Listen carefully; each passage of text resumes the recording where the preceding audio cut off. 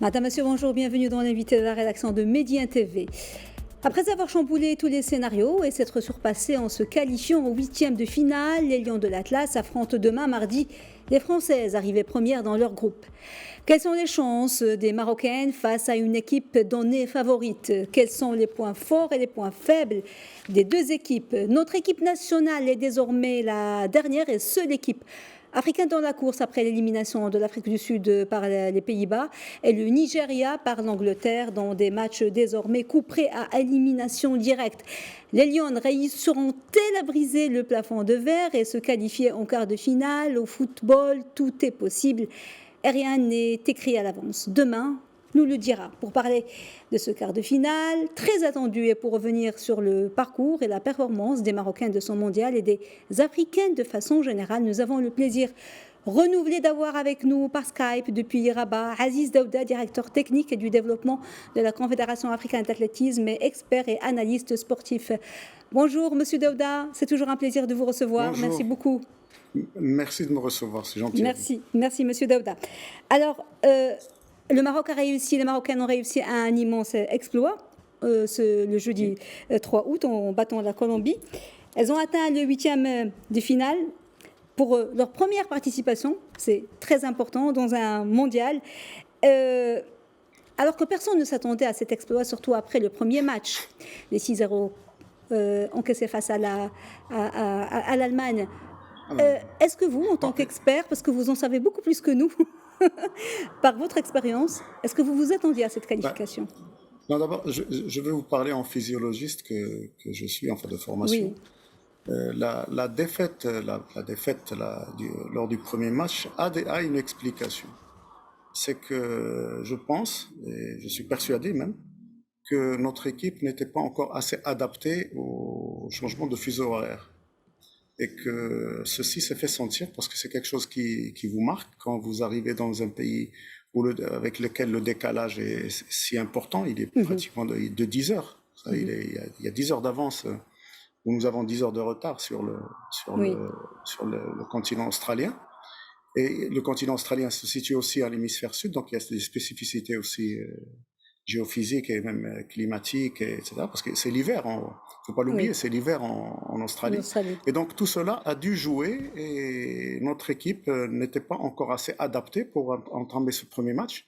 Bon, à côté de cela, le fait bien sûr psychologique d'avoir encaissé rapidement quelques buts et bon, qui a peut-être un peu désorienté l'équipe. Mais la solidité de l'équipe s'est montrée dès le second match, puisqu'en l'espace de quelques jours, de quelques heures de récupération, notre équipe a montré ce qu'elle était vraiment, que c'est une équipe soudée, c'est une équipe bien préparée, c'est une équipe qui joue un vrai football féminin et qui n'est pas là par hasard. Oui. Et aussi l'Allemagne, ça impressionne, ne serait-ce que le physique, que le gabarit des joueuses allemandes. Et puis on sait quelles sont les tenantes du titre. Corrigez-moi si je fais une erreur. Elles sont les tenantes du titre, les Allemandes. Oui, alors... ça impressionne quand même de jouer face à... Psychologiquement. Nous, géographiquement, dans cette partie du monde, nous sommes connus pour être un peu moins corpulents que les Européens du Nord, notamment et les Américains, etc.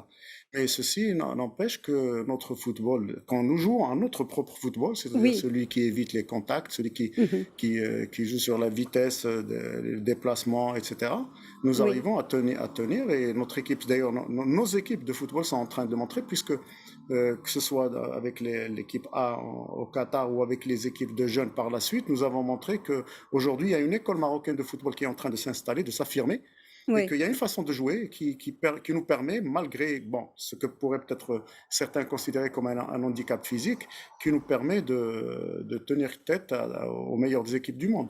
Donc ça n'est pas un handicap, pas du tout. Il faut juste s'adapter au football et jouer un football qui sied le plus à notre physique et à notre condition physique. Mais alors, à côté de cela, il faut aussi rappeler que cette équipe n'est pas tombée du ciel. C'est une équipe qui se prépare quand même depuis assez longtemps, depuis au moins 3 ans. avec pratiquement le même staff, etc., que c'est une équipe qui a un peu d'expérience. Certaines joueuses ont commencé à avoir de l'expérience, certaines sont là depuis 2012, si je ne me trompe.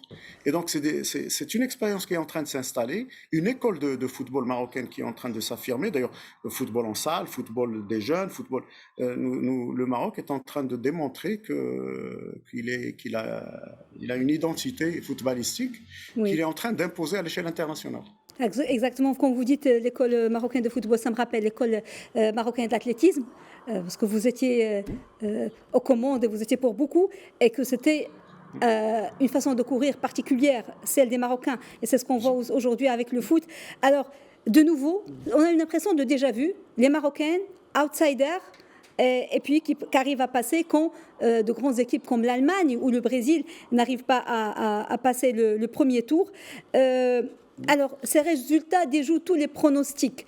Est-ce que c'est surprenant et que les pronostics et les analyses ne fonctionnent pas encore plus peut-être que pour le foot masculin? Ou bien parce que c'est un foot qu'on connaît moins? Les pronostics, c'est le public et les journalistes qui le font. Oui, Les techniciens sont beaucoup plus dans la préparation du match, les stratégies, les mises en place, les changements possibles. Enfin, ils se tracent un cap, une façon de jouer, un schéma de jeu, et à partir de là, ils font des scénarios, etc., pour jouer. Et dans tous les cas, le scénario est celui de gagner. Il n'y a oui, pas un autre scénario. Il n'y a pas un entraîneur qui prépare la défaite. Tous les entraîneurs préparent la victoire. Donc, notre staff est certainement en ce moment, sans aucun doute, en train de préparer la victoire. oui, Et ce ne sera pas une surprise parce que quand vous regardez l'ensemble des matchs que nous avons vus jusqu'à aujourd'hui, y compris les 16e que nous avons vus aujourd'hui avec l'Australie, etc., notre équipe n'est pas loin de ce niveau-là. Et mhm, que je pense que si toutes les conditions sont réunies, notamment psychologiques, parce que maintenant c'est de ça qu'il s'agit, et je suis certain qu'avec le soutien du public marocain, les joueuses le sentent, avec le soutien des familles, et ils l'ont rappelé toutes et tous, et l'entraîneur aussi, le fait que Sa Majesté se soit intéressé à cette équipe, qu'il l'ait soutenue malgré sa oui, défaite, etc., tout ça va jouer et tout ça va responsabiliser davantage les joueuses, oui. non pas comme pour atteindre le résultat, mais pour jouer comme va leur demander l'entraîneur et comme le match va l'exiger. Et si jamais elles sont concentrées, et ça va être le cas, je l'espère et je le souhaite, et si jamais elles sont disciplinées dans un schéma tactique précis, avec les replis qu'il faut, avec les avancées, les blocs qu'il faut, etc., je pense qu'on est capable Oui, demain d'éliminer la France. oui, parce que maintenant, elles n'ont pas de pression. Elles ont pris confiance, ce qui est très important. Elles ont pris confiance. Oui, Elles ont retrouvé leur jeu. exactement. Alors, Exactement. on va parler un petit peu technique maintenant. Quels sont les points forts et les points faibles de l'équipe nationale et ceux de la France? On parle de la France, ses points forts et ses points faibles. C'est vrai qu'elles sont beaucoup plus expérimentées. Elles ont beaucoup plus Bon, de de matchs ce que dans j'ai les vu pieds. de leur match, de ce que j'ai vu de leur match, c'est une très bonne équipe. Et Hervé Renard a fait un travail. On sent qu'il y a de l'Hervé Renard dans le jeu Oui, de l'équipe de France. Mais ça n'est pas une équipe, disons, qui transcende. Ça n'est pas une équipe qui est au-dessus du lot. C'est juste une équipe normale de Coupe du Monde. Et ça, je pense qu'au départ, il y avait, bon, bien sûr, les Suédoises, les mhm, Américaines, etc., qui semblaient être les équipes les plus nanties. Les résultats oui, vont démontrer par la suite que ça n'a pas été le cas. On a pensé, qui donnait cher de l'équipe du Maroc, sinon les Marocains qui savions que nous oui, étions prêts pour la Coupe du Monde. Mais beaucoup nous donnaient quatrième du groupe, facilement. c'est Parce que clair. nous avons joué quand même, toutes les équipes que nous avons jouées sont mieux classées que nous au classement FIFA. Donc nous avons la dernière en date est la Colombie, qui est loin devant nous. Il y a une cinquantaine de places devant nous. Donc je pense que nous sommes arrivés à cette Coupe du Monde avec les atouts qu'il faut. Mhm, Alors, nos points forts, bien sûr, sont la vitesse et la précision de nos joueuses, mais c'est mhm, également le fait de jouer en bloc, en équipe, de jouer en famille. C'est-à-dire, on sent très bien que c'est une équipe qui est soudée, qu'il n'y a oui, pas de vedette, Il Oui, n'y a pas de joueuse qui fait des siennes, disons, entre guillemets, si vous me permettez l'expérience. Au oui. contraire, l'expression, au contraire, tout le monde joue dans un schéma précis. Tout le monde obéit aux instructions du coach et on le sent. On sent qu'elle regarde le coach à chaque fois qu'il y a quelque chose à changer, à chaque fois qu'il y a quelque chose à entreprendre. Et tout ça, ce sont des atouts. C'est une équipe. C'est une véritable équipe, l'équipe du Maroc. Oui. Surtout que au départ, une équipe comme l'Allemagne, elle semblait imbattable. Quand on a vu le premier match, où les Marocains n'ont pas montré leur vrai Imbattable. visage. Imbattable. Il n'y a pas d'équipe imbattable en Oui, sport. mais L'expérience l'a montré. façon de Mais parler, oui. Mais je suis certain que si on avait joué l'Allemagne en dernier, on aurait joué différemment. On aurait peut-être gagné l'Allemagne.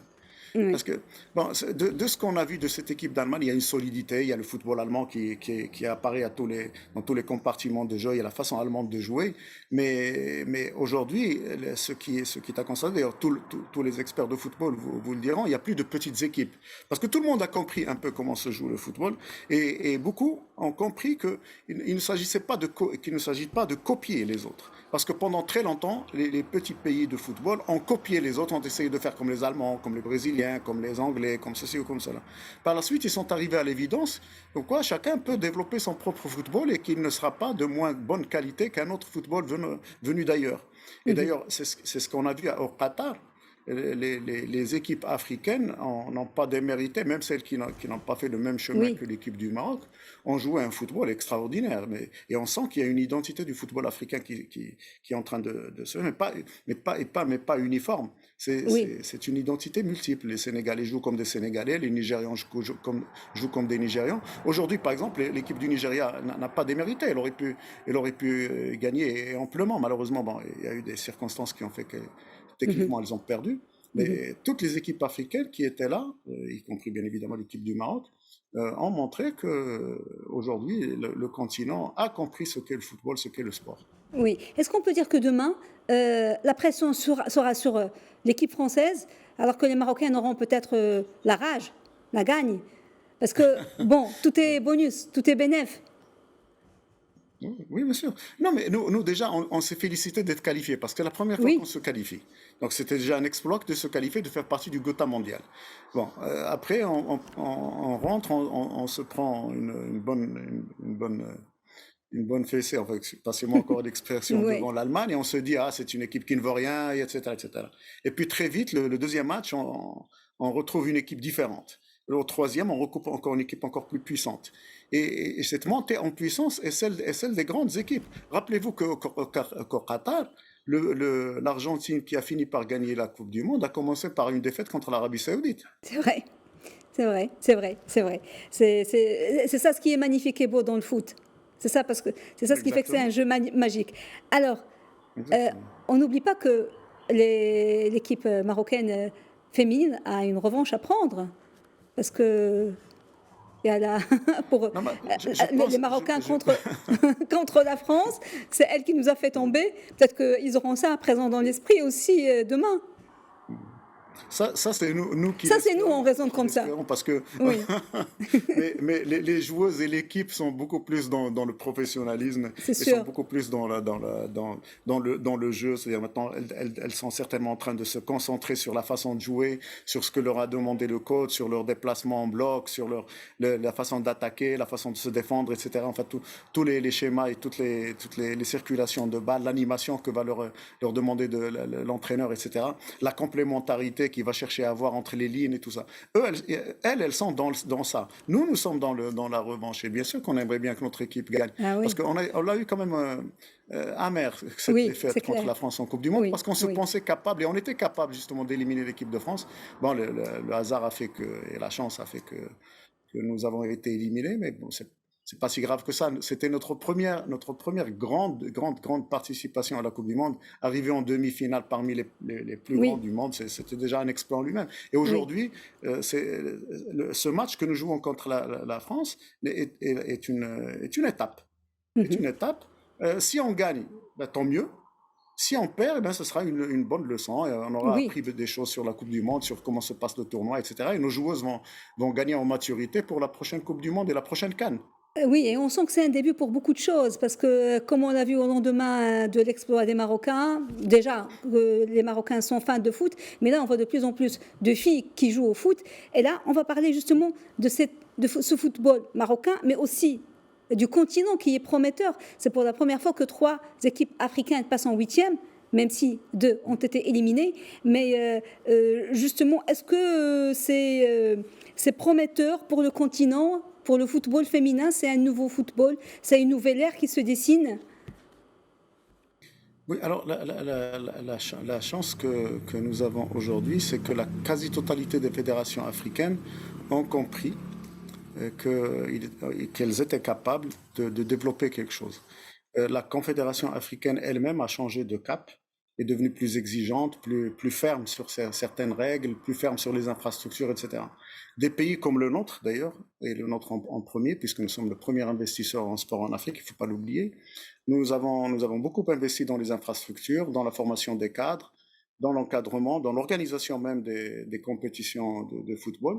Et aujourd'hui, nous ne récoltons que les premiers résultats de cet investissement. Parce que c'est un investissement à long terme. Vous savez que pour former un sportif de haut niveau, il vous faut un minimum de 6-7 années de travail. Et Mhm. donc, c'est aujourd'hui que nous commençons à récolter les premiers résultats. Mais nous constatons aussi que sur le continent, beaucoup de pays font les mêmes efforts que le Maroc. Et beaucoup de pays sont en train de confirmer leur progrès énorme en football et dans d'autres sports. Et donc, Oui, je pense que l'avenir d'ailleurs du sport, tout le monde le sait, l'avenir du sport dans le monde est en Afrique. Comme mhm. l'avenir économique, comme l'avenir culturel, etc. Oui. L'Afrique, c'est le continent du siècle, du siècle que nous avons entamé il y a 20 ans Oui. maintenant.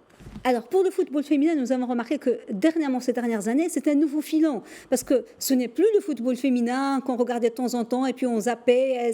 Non, et ils attirent même les sponsors. Il y a beaucoup d'argent, on met beaucoup d'argent dans Hum, le foot féminin. hum, Et que le foot hum. féminin, c'est l'avenir.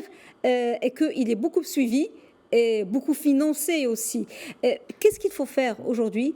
Je sais qu'il y a un championnat au Maroc, il vaut ce qu'il vaut, mais comment booster plus? Justement, vous avez parlé d'école marocaine. Je suis sûre que cette participation, déjà la qualification au huitième du final, ça va déclencher beaucoup de choses, ça va décomplexer beaucoup. Mais qu'est-ce qu'il faut faire? Là, je parle aux Il faut, formateurs, aux techniciens, aux directeurs techniques. faut être, il faut être sérieux. Sa Majesté l'a demandé. Il faut qu'on soit sérieux. Parce que qu'est-ce qui se passe aujourd'hui? C'est que nous avons une fédération qui est performante, qui fait un travail extraordinaire, et ça, le monde entier le sait, et le monde entier lui en témoigne. Lui en témoigne une certaine reconnaissance parce qu'elle a métamorphosé le football national.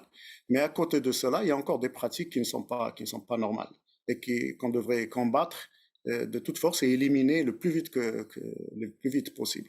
Parce que, vous savez, les résultats que nous sommes en train de récolter sont le fruit du cap tracé par Sa Majesté en 2008 dans sa Mhm. lettre, c'est la fameuse lettre qu'il avait adressée aux assises du sport, déjà en 2008. Sa Majesté, par la suite, s'est déplacé lui-même pour inaugurer une institution qui s'est avérée être extrêmement importante, parce que lui avait cette vision, peut-être que d'autres n'avaient pas, que c'était le cap. Il avait été inauguré lui-même l'Académie Mohamed VI de football.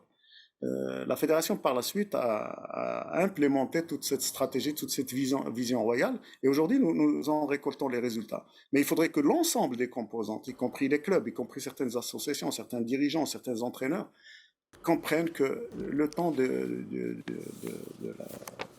l'amusement est terminé, qu'aujourd'hui, le sport est un domaine que le Maroc cherche à développer comme tous les autres domaines culturels, industriels, économiques, sociaux, etc. Le Maroc est un chantier énorme et le sport fait partie des chantiers entrepris par Sa Majesté et nous devons tous nous inscrire dans cette logique-là et suivre ce cap-là Oui. avec sérieux. Avec Donc, sérieux. on va regarder tous le match de demain.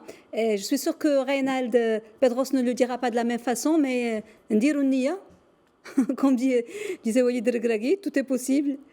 On est derrière l'équipe. Oui, Et le concept de Nia est un concept philosophique, il ne faut pas oui, l'oublier. oui, oui, C'est comme bien quelque chose sûr. d'ancré. Non, c'est une façon de revenir à nos valeurs. Vous savez, quand Sa Majesté, dans son discours, a parlé de sérieux, j'ai dit, En fait, c'est un retour à nos valeurs qu'ils nous demandent de faire. Parce que nous avons des valeurs de sérieux, des valeurs d'abnégation, des valeurs de respect de l'autre, des valeurs qui sont ancrées en nous. Malheureusement, on a essayé on les a occultées, pensant qu'on pouvait importer des valeurs d'ailleurs. Oui, Bon, mais c'était la mouvance des années 60-70. Et malheureusement, ça nous a fait oublier nos propres valeurs. Moi, je dis toujours que si aujourd'hui nous sommes ébahis devant la Koutoubia, c'est parce que des gens ont construit la Koutoubia avec sérieux. Si aujourd'hui nous sommes tout fiers d'avoir Beb Boujloud à faire, c'est parce que les oui. architectes et les artisans qui ont construit cette porte, cette porte de Beb Boujloud l'avaient fait avec sérieux. Mhm. Donc, vous savez, Oui, c'est quelque chose d'extrêmement important. Bon, aujourd'hui, qu'est-ce qui nous est demandé? De faire des efforts le plus humblement possible, parce que nous restons humbles quand même. Nous sommes en compétition avec d'autres qui eux aussi se sont bien sûr. préparés, investissent, etc., etc. Mais d'avoir en tête nos propres valeurs de sérieux, de respect, de vivre ensemble, enfin, tout ce qui nous est demandé dans la Oui, vie. Et c'est ce qu'on retrouve dans le football, parce que le football, c'est quoi finalement? C'est une expression culturelle. Le football, nos résultats en football, expriment ce que nous sommes. bien Voilà, sûr. c'est tout.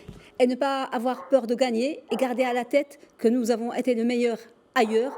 On a des recordements du monde, des champions olympiques et on était les meilleurs du monde.